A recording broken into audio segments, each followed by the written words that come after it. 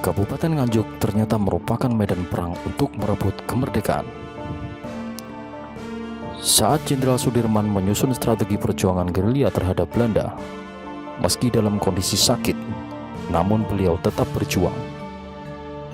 Tempat Panglima Sudirman menyusun strategi ini dulunya berupa rumah kecil dan sering disebut pesanggrahan. Pesanggrahan ini terletak di Desa Bajulan, Kecamatan Loceret, Kabupaten Nganjuk. Rumah tersebut dibangun pada tahun 1949 dan saat ini oleh pemerintah Kabupaten Nganjuk melalui Dinas Pariwisata. Pesanggrahan ini kemudian dipugar dan dijadikan sebagai museum perjuangan merebut kemerdekaan Republik Indonesia. Terdapat sebuah lukisan besar Jenderal Sudirman dan sebuah replika rumah kayu atau pesanggrahan. Di dalam rumah sederhana tersebut, Jenderal Sudirman menyusun strategi melawan Belanda. Di halaman depan tersebut terdapat patung yang menggambarkan sosok sang jenderal yang tengah berdiskusi dengan pejuang lain untuk menyusun strategi perang selanjutnya. Di pesanggrahan ini terdapat beberapa lokasi yang sampai saat ini masih bisa kita lihat, seperti tumpukan batu besar yang digunakan Sudirman untuk melakukan diskusi, sebuah air mancur dari bambu tempat Sudirman berwudu masih bisa kita jumpai di pesanggrahan ini. Saksi bisu perjuangan Jenderal Sudirman terdapat di Desa Jatirejo, Kecamatan Loceret, Kabupaten Nganjuk, yaitu bangunan stum atau cerobong asap dengan ketinggian sekitar 40 meter dan tetap kokoh berdiri hingga saat ini.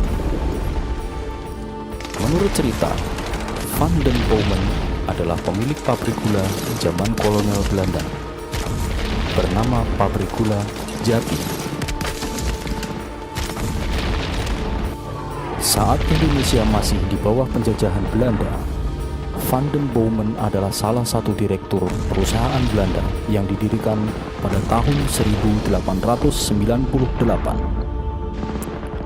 Lahan kosong seluas sekitar 11,8 hektar di desa itu dahulu adalah komplek pabrik besar yang penuh dengan bangunan. Namun pada tahun 1949, saat terjadi agresi militer Belanda di Indonesia, sebagian besar bangunan pabrik gula itu dihancurkan oleh pasukan gerilya Panglima Besar Jenderal Sudirman. Beliau menggempur dari markas persembunyian di hutan Wilis, Desa Bajulan, Kecamatan Loceret. Serangan itu dilakukan bukan tanpa alasan, karena selama beberapa hari Sudirman bergerilya di Nganjuk. Beliau dan pasukannya berhasil mendeteksi bahwa ternyata komplek pabrik gula Jati saat itu digunakan sebagai markas komando militer terselubung Serdadu Belanda. Pasukan Sudirman lalu melakukan serangan mendadak dini hari yang membuat ratusan tentara Belanda kocar-kacir. Pasukan Sudirman menggempur menggunakan senjata api dan meriam yang dirampas dari penjajah. Nyaris seluruh komplek bangunan pabrik gula Jati luluh lantak, kecuali sebuah cerobong asap yang sampai hari ini masih berdiri kokoh.